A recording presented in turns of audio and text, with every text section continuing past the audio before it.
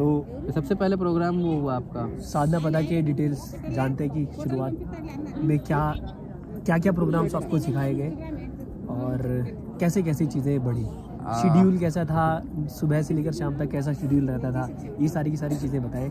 क्योंकि बहुत सारे पार्टिसिपेंट्स थे जो बहुत सारे मेरे यूट्यूब सब्सक्राइबर्स हैं जो जानना चाहते हैं कि साधना पदा होता क्या है। तो मैं उसके बारे में तो वीडियो बना नहीं पाया, पर मैं आपके लिए साधना पदा एलुमनाई का इंटरव्यू ले रहा हूँ। इससे बड़े सौभाग्य की बात क्या हो सकती है सबके लिए हम।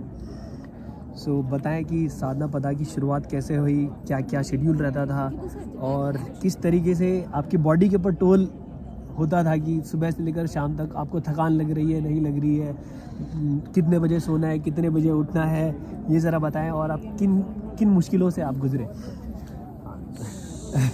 मतलब ये चीज़ें पहले तो मैं 2-4 दिन पहले पहुंच गया था साधना पदा की स्टार्टिंग से। जो आपका गुरु पूर्णिमा होता है तो लैप ऑफ द मास्टर के प्रोग्राम से 1-2 दिन पहले मैं पहुंच गया था। वाह। तो लैप ऑफ द मास्टर हुआ, तो लैप ऑफ द मास्टर में सदगुरु थे एंड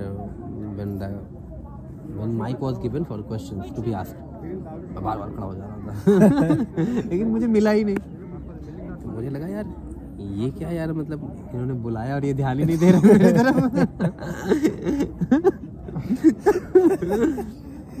तो यार ये क्या तरीका है, मतलब क्योंकि मैं तो अंदर से यही अभी तक समझ रहा था कि ये तो रिस्पॉन्ड भी नहीं कर रहे।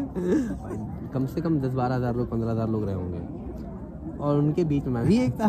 बार हाथ खड़ा करूँ, कहीं कोई माइक ना लेकर के आए।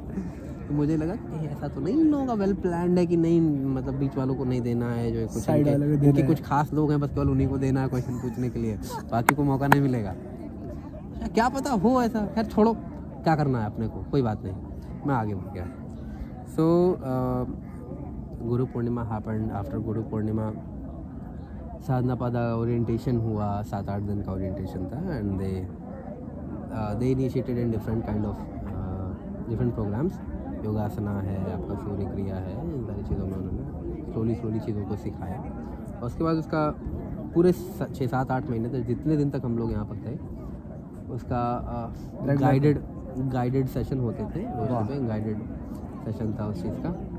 तो सुबह से लेकर के शाम तक वो बिठा करके रखते थे और समझाते। तो आप ये समझ लो कि शुरू में तो बॉडी में जो पेन होना शुरू हुआ वो असहनीय था मेरे लिए, क्योंकि मैं बस एक ही बार में पोस्चर में जाना चाहता था। मुझे वो नहीं था कि मतलब इतना इंतज़ार नहीं करना है। उन्होंने बोला, जब वीडियो के थ्रू दिखाते थे तो मैं जो उनका अगर उनकी नाक घुटने को टच की तो मेरा करेगा चाहे बॉडी टूट जाए। सो आई टुक इट सो लिटरली। लोगों को मैं देखता था कि उनका कोई ना, मैंने कहा नहीं मेरा तो होगा। तो मैंने मतलब इस तरीके से किया था, तो बहुत दर्द होता था और शायद मेरा ये अप्रोच ठीक नहीं था। मुझे बाद में रियलाइज़ हुआ कि ये अप्रोच मेरा ठीक नहीं था, बट तरीका मेरा यही था। हाँ। तो इस तरीके से होता गया अपना कुछ 7-8 दिन का जो ओरिएंटेशन भी था, उसके बाद नॉर्मल शुरू हो गया, वॉलंटियरिंग दे दिया गया। लाइक आपको जैसे मुझे मिला था पूजा मटेरियल शेड, तो ये जो आप विभूति लगाते हैं, हाँ, ये मैं ही फिल करता था उसमें, पोटली जो कॉपर वेसल होता है उसमें मैंने उसमें खूब फिल किया। अब जो ये जो रुद्राक्ष माला वगैरह होती है, तो उसका भी प्रिपरेशन में, मतलब उसमें टैग वगैरह लगाना, ये भी किया। तो बहुत सारी चीज़ें थी। कपूर तोड़ना जो आप भूत शुद्धि में यूज़ करते हो, कपूर, तो वो सारा हमारा वॉलंटियरिंग एरिया था। हाँ। और उसके बाद फूड वगैरह। तो एक चीज़ और, हाँ, मैं आपको एक चीज़ और बताना चाहूँगा। मैंने ना साउथ इंडियन फूड बहुत ज़्यादा नहीं खाया था। वही केवल साउथ इंडियन फूड के नाम में केवल डोसा जानता था। इडली और डोसा। इडली भी नहीं, बस केवल डोसा जानता था, वो भी मसाला डोसा, बस और कुछ नहीं। तो यार 6-7 महीने रहना है, रहेंगे कैसे? डोसा तो मैं नहीं खा पाऊँगा इतना। तो रहेंगे कैसे, पता नहीं क्या खिला दे वहाँ पर।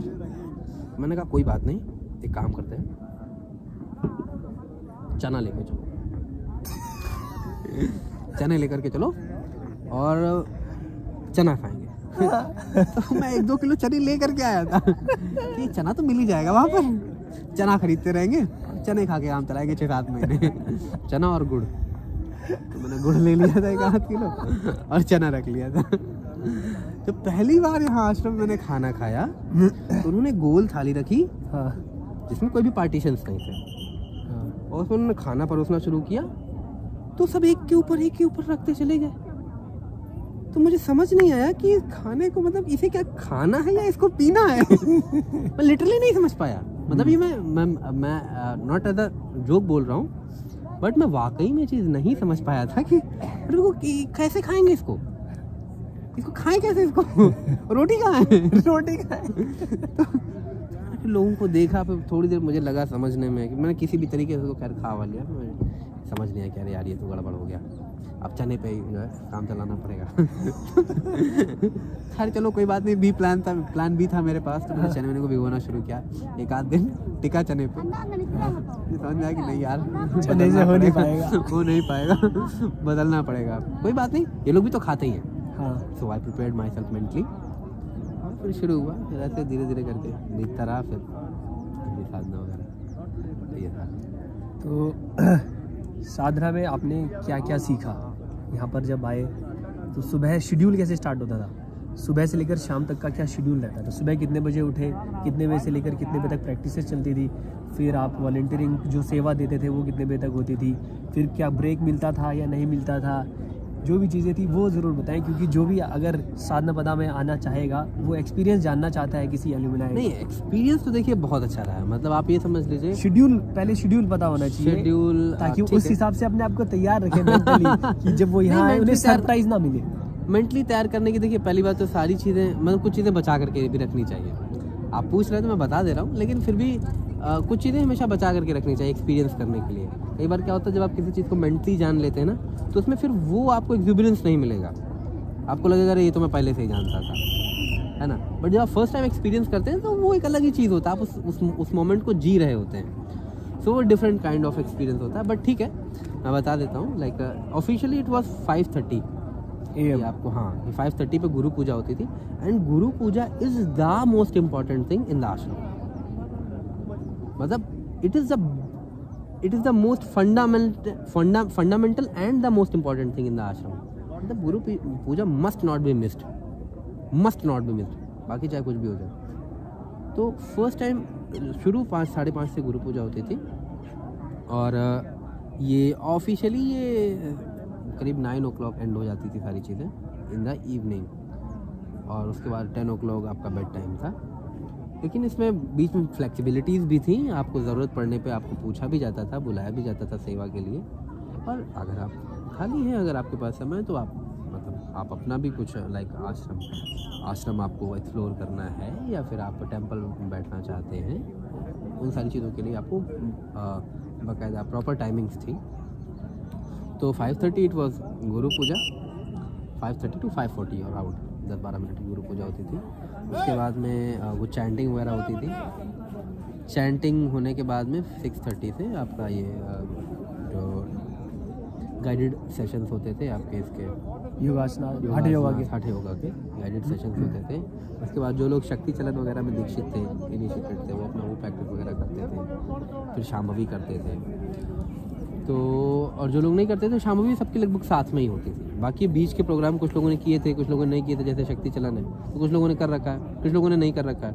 तो उसकी आपको लिबर्टी थी कि इतने से इतने टाइम तक आप अगर करना चाहो शक्ति चलन तो करो, नहीं तो इतने बजे से इतने बजे तक हम लोग will go for this Shambhavi together. तो शांभवी भी एक साथ होती थी। बट वो जो 700-800 लोग एक साथ बैठ करके जब शांभवी कर रहे होते हैं ना, वो उसकी बात ही अलग होती है। आप ये समझ लो कि आप कर एक रहे होते हो, लेकिन बेनिफिट आपको 100 का हो रहा होता है। और स्पेशली हम लोगों के लिए एक सन्निधि डेडिकेट कर दी गई थी। इट वाज जस्ट बिकॉज कि आपका जो साधना इंटेंसिटी है वो इंक्रीज़ करे। तो वो वहाँ पर रखी गई थी। मुझे तो मालूम भी नहीं था कि सन्निधि इसका क्या बना होगा, कुछ काला काला सा पत्थर पड़ा है। तो I was like that initially कि ठीक है, मतलब मुझे नहीं समझ थी, होगा कुछ पड़ा है।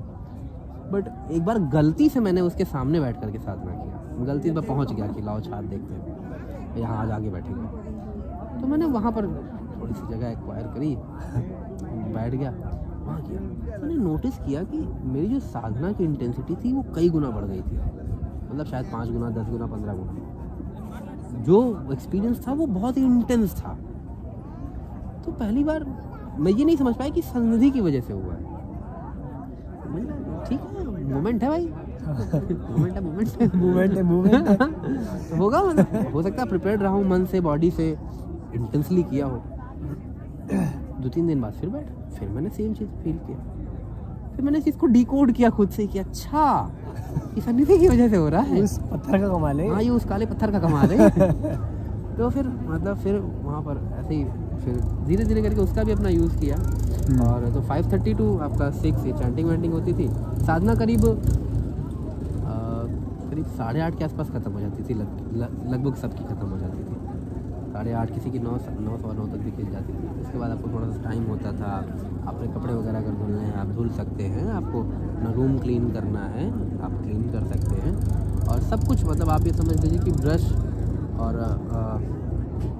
ब्रश वगैरह छोड़ करके, ब्रश आपका टूथपेस्ट सोप छोड़ करके बाकी लगभग सारी ही चीज़ें दी गई थी मुझे लगता है। Like even the toilet brush was given. सब कुछ एवरीथिंग वॉज गिवन। आप हैंड वॉश तक दिया हुआ था, सब कुछ सारी चीज़ें सेट कर रखा था सदगुरु ने पहले ही। तो अच्छा खासा रूम था, इलेक्ट्रिसिटी, पंखा, कोई दिक्कत नहीं थी। और फिर आपका 10 बजे से ब्रंच होता था, तो 10 बजे से 10:45। तो जैसे जिनकी मान लीजिए कहीं जो उनका साधना एरिया कुछ ऐसा है जिनको उन्हें पहले पहुंचना चाहिए, तो वो सेकंड बैच में जाते थे।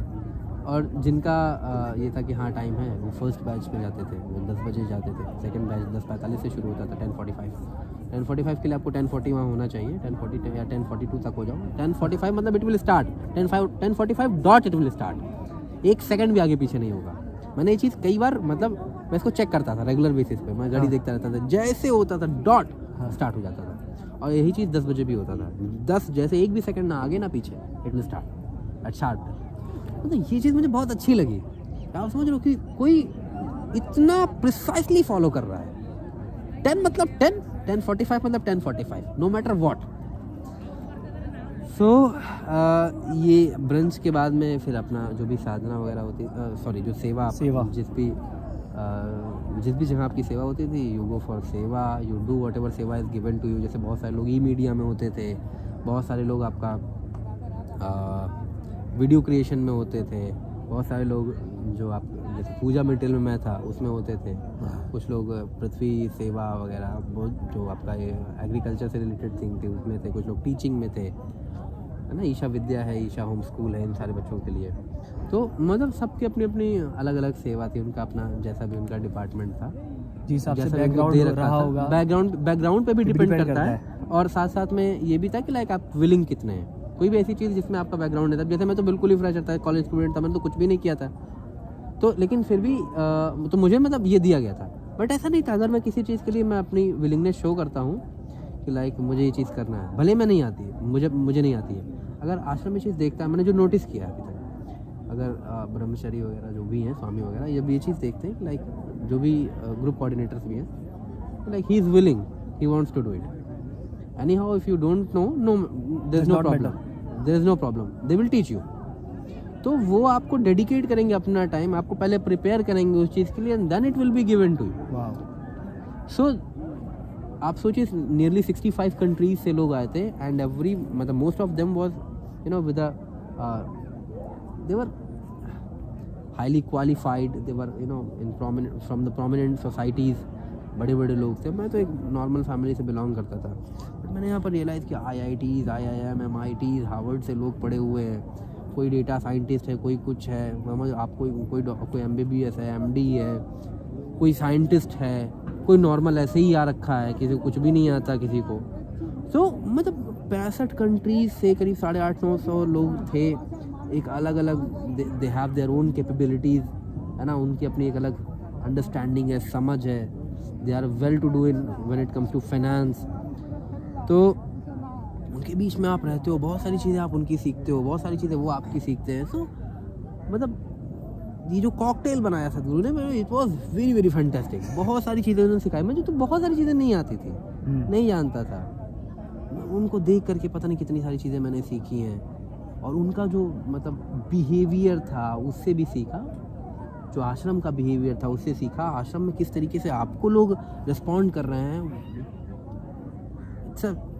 It's really a different experience. सब कुछ आपको ऐसा फील होता है जैसे सारी चीज़ें आपको डेडिकेटेड हैं कि like this is for your growth. मतलब हम बस आपसे इतना ही चाहते हैं, बदले में हम क्या चाहते हैं, मतलब जो भी हम आपको दे रहे हैं हम आपसे बदले में इतना ही चाहते हैं कि आप उसका इस्तेमाल करें, आप उसको अपने लिए इस्तेमाल करिए, अपने ग्रोथ के लिए इस्तेमाल करिए। तो मतलब ये मोमेंट्स आप समझ रहे हो, मतलब एक बॉन्ड बनाता है, एक ऐसा बॉन्ड बनाता है जो कि सेल्फिशनेस से ऊपर है। यहाँ पर कोई स्वार्थ नहीं है, ये निस्वार्थ है, ये बस आपके लिए किया जा रहा है, इसका कोई अपना खुद का कोई पर्पस नहीं है। सो ये वो चीज़ें हैं जो आपको खींच लेती है ना, आपको अपना मतलब आप गुलाम कह सकते हैं, समर्पित हो गया उसकी तरफ, समर्पित ब्लंट बोले तो आप दास कह लीजिए, बिल्कुल, गुलाम कह लीजिए। लेकिन ये जो गुलामी है ना, ये बहुत ही मतलब बड़ी आनंददायी, बड़ी स्वीट होती है, बड़ी प्लेजेंट होती है, बहुत आनंददायी होती है, राइट। तो इस तरीके से फिर ये बीतता था। फिर आपका जैसे 10 किसी कोई 10:30 पहुंच जाता था अपने सेवा पे, कोई 10:45 पहुंचता था, कोई 10:20 पे ही पहुंच जाता था, कोई 11 o'clock पहुंचता था, डिपेंडिंग अपॉन द सिचुएशन। और उसके बाद में अपनी सेवा स्टार्ट होती थी। सेवा आपका करीब ये 2 बजे 2:15 बजे तक जाती थी। फिर उसके बाद में एक 10 मिनट 15 मिनट का एक छोटा सा ब्रेक होता था कि आप कोई जूस वगैरह लेना चाहे, जैसे जो भी मिल रहा होता था आश्रम में, जूस है, बटर मिल्क है, कुछ भी जो अवेलेबल है, फ्रूट है, तो it was given, you go drink it, have it and come back again for the Sadhana, for the सेवा। और साधना वाधना भी जैसे बीच में मान लीजिए आपका शून्य वगैरह है, तो शून्य करने का भी टाइम है आपको, आप बैठिए अपना कर लीजिए अपने हिसाब से, कोई उसमें कोई रोक टोक नहीं। फिर ये बीतने के बाद में, मतलब जब ये इतने के बाद में करीब 5 बजे के आसपास सेवा ख़त्म हो जाती थी। आपको बीच में डिप भी लेना है सूर्य कुंड में, आप जा सकते हैं। 5 बजे के आसपास सेवा ख़त्म हो जाती थी, 5 किसी का 5:30, और उसके बाद में आप कोई आपकी साधना बची हुई आप साधना कर सकते हैं। फिर वापस जाने के बाद फिर से आपकी जो इवनिंग आपकी साधना होती थी वो स्टार्ट हो जाती थी, है ना। इवनिंग साधना ज़्यादातर आप अपने हिसाब से करते थे, तो क्योंकि सारी चीज़ें सुबह करा दी गई होती हैं, जो एक्स्ट्रा बची हुई होती हैं वो सब आप करते थे। हाँ, थोड़ी बहुत चीज़ें थी जो करवाते थे, जैसे चैंटिंग वगैरह थी, वो करवाते थे। प्रेजेंस टाइम, हाँ, प्रेजेंस टाइम करवाते थे। सो आप 7 o'clock फिर से आप खाने के लिए प्रिपेयर हो जाते थे, तो आप 6:45 के आसपास आप निकल जाते, फ्री हो जाते थे, आप फ्री हो गए। फिर आपको 7 बजे अपना डिनर करना है। 7 बजे के बाद आपने डिनर वगैरह किया, कोई 7:30 खाली हो जाता, तो 7:20, कोई 7:30, कोई 40, अपना जिस भी तरीके से खाने के बाद में, मान लीजिए किसी डिपार्टमेंट में ज़रूरत है आपकी, आप जिस भी डिपार्टमेंट में आपकी सेवा है, आपकी ज़रूरत है वहाँ पर, तो आपको बुलाया जाता था। नहीं तो आप फ्री हैं, आप अपना जो भी आपको आश्रम एक्सप्लोर करना है, किसी के साथ बैठना है, आपको दोस्त बनाने हैं, एंजॉय करना है, नहीं मतलब दोस्त इन द सेंस, दोस्त तो क्या, देखिए बॉन्ड तो ऐसे ही बन जाते हैं, उसमें क्या स्पेशली अलग से कोई दोस्त बनाने की ज़रूरत नहीं पड़ती है। आप बस जैसे हैं बस वही दोस्त है, आप समझ रहे हैं, मतलब अलग से कोई रिश्ता बनाने की ज़रूरत नहीं पड़ती। बिल्कुल, हर कोई यहाँ पे तैयार है। एग्जैक्टली, हाँ, सब ओपन है, कुछ भी। हाँ, तो फिर ये होने के बाद में आपका, अगर आप लाइक ध्यान बंद हो जाता है, 8 बजे बंद हो जाता है, तो 8 से पहले अगर आप पहुँच गए तो आप ध्यान बैठ सकते हैं, आप देवी के पास बैठ सकते हैं। और 9 बजे से ये स्टार्ट हो जाता था, दोबारा से आपका ध्यान खोल दिया जाता था, तो आप 9 से 10 ज़्यादातर साधना पदा ही रहते थे, साधना पदा आश्रमाइट जो थोड़े बहुत बस वही रहते थे। तो ये 9 से 10 का जो टाइमिंग होता है, इसमें डिस्टर्बेंस नहीं होता है, कोई हर 15 मिनट पे कोई बेल नहीं रिंग करेगा, राइट, कोई आपको डिस्टर्ब करने वाला नहीं, तो आप आराम से एक बार आपने बंद किया बैठे रहे। हाँ, 10 बजे के आसपास ये बंद होता था। फिर आप अपना बेड टाइम आप अपना जाइए और सो जाइए।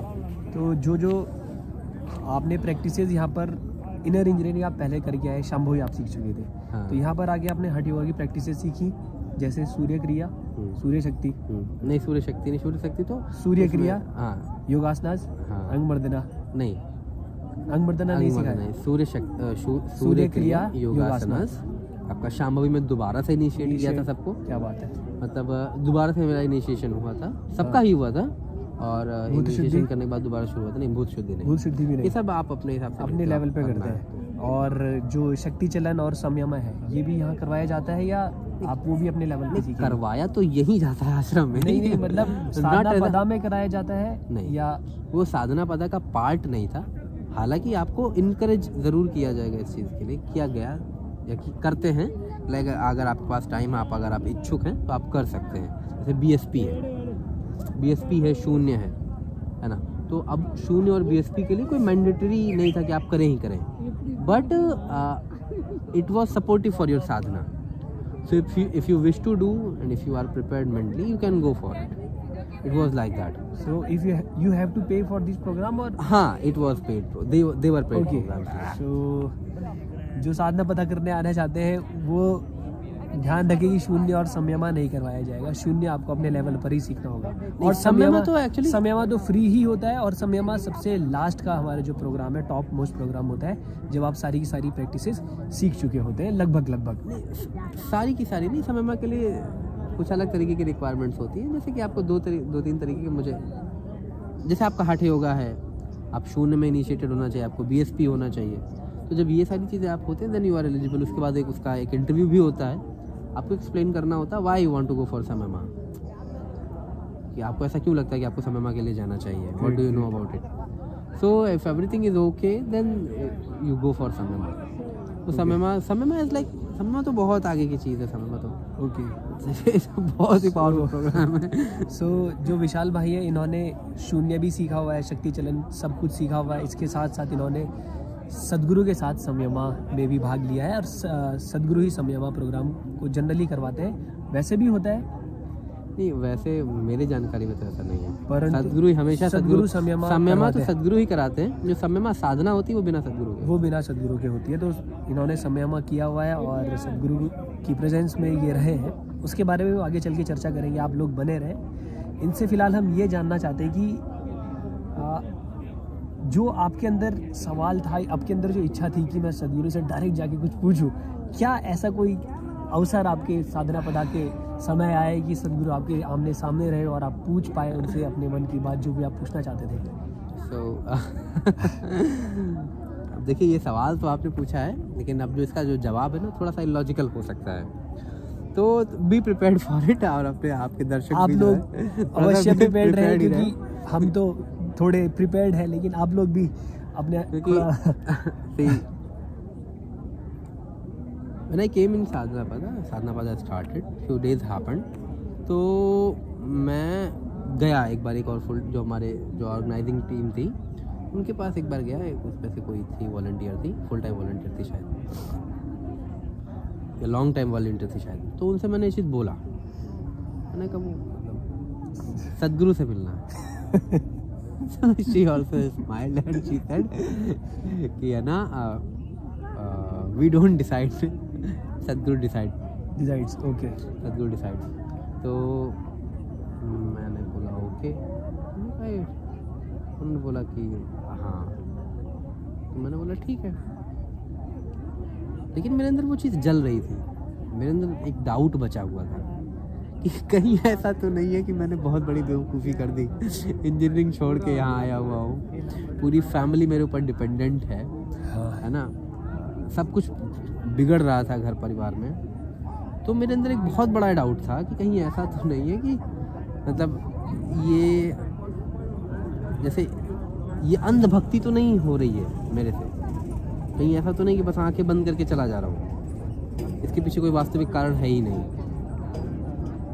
तो मतलब मैं बस अकेले में ही था, I was just going from there. तो I just had one very strong thought in my mind कि अब आ तो गया हूँ। तो बस ऐसे ही था एग्जैक्टली, मतलब सेम, ये शब्द भी बिल्कुल एग्जैक्टली सेम ही है। आई वाज लाइक कि आ तो गया हूँ, मिल भी लेना। so it was very very strong within कि अब आ तो गया हूँ और मिल भी लेना। तो इतना बोल के मतलब आई फॉरगॉट। फिर कुछ दिन बीते, मतलब उस समय शायद सदगुरु टेनेसी में थे, यूएसए आश्रम में थे। तो कुछ दिन बीता, तो कुछ दिन बीतने के बाद एक दिन मतलब मैं सदगुरु आए हुए थे, फिर उसके बाद करीब मुझे लगता है 10-15-20 दिन बीता होगा शायद। तो सदगुरु आए हुए थे तो करीब 11 बज रहे होंगे, 11-11:30 हो रहा था। मैं शायद सेकंड बैच में मैं गया था खाना खाने, ब्रंच करने के लिए। हाँ, तो वही करीब वापस जब आ रहा था तो 11-11:15 के आसपास कुछ हो रहा था, टाइमिंग 11:15 के आसपास की बात है। और मैंने बकायदा इसको लिखा भी था, डेट वगैरह भी मेंशन किया था इस मोमेंट को लेकिन अभी वो डायरी मेरे पास नहीं है। तो मैं था और मेरे साथ मेरा एक और साधना पता फ्रेंड ही था, सर्वेश नाम है, इस समय वो फुल टाइम वॉलंटियर है यहाँ पर। सो हम दो थे। तो हमारा जो रास्ता था वो नालंदा ग्राउंड के उस तरफ से हम होकर के जा रहे थे, और जो हमारी सेवा थी वो ईशा होम स्कूल के उस तरफ एक पहले पूजा मटेरियल शेड होता था, वहाँ पर होती थी। अब उस एरिया को ब्लॉक कर दिया है शायद, अब वहाँ पर अलाउड नहीं है जाना। तो पहले वहाँ पर थी मेरी सेवा। तो वो आश्रम का एक्सट्रीम पार्ट है, एकदम लास्ट का पार्ट है। तो मैं उसी तरफ जा रहा था, हम दोनों ही जा रहे थे। तो जब जा रहे थे सामने से एक बाइक आई, तो सर्वेश ने मुझे ऐसे इशारा किया, ए सदगुरु। मैंने ऐसे देखा, मैं जब तक हाथ जोड़ निकल गया। बाइक उनकी चली गई, रफ्तार से वो चलते ही, जब मुझे लगता है कम से कम 55-60 रहे होंगे ऑलमोस्ट, वो बगल से निकल गए। फिर मैं आगे चला गया अपना, चलो ठीक है, आगे चला गया। तो जो ईशा होम स्कूल का ग्राउंड का जो गेट है, ये उसके पास की बात से थोड़ा सा पहले, मतलब शायद आपने नहीं देखा तो आप शायद नहीं समझ पा रहे, लेकिन जिन लोगों ने देखा है उस चीज़ को कनेक्ट कर पाएंगे। तो उससे जो मतलब उसी से थोड़ा सा पहले हम लोग थे, हम दोनों जा रहे थे पैदल, उसी तरफ बढ़ रहे थे। एक दूसरी बाइक पीछे से आई,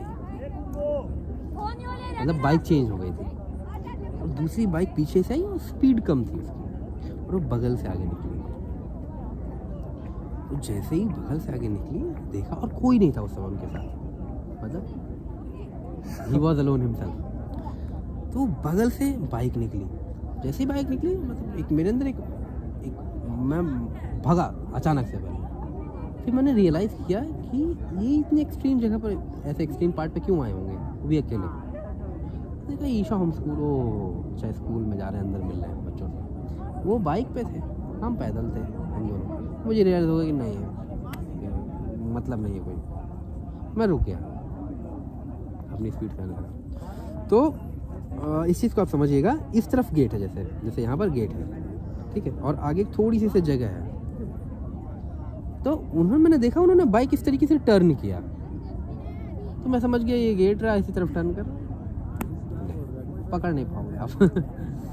तो मैं थम गया, मैं स्लोली जाने लगा। फिर उन्होंने यूं बाइक ऐसे गई और इस तरीके से उन्होंने एंटी क्लॉकवाइज में बाइक को रोटेट घुमाया, यू टर्न लिया और ला के आगे खड़ी कर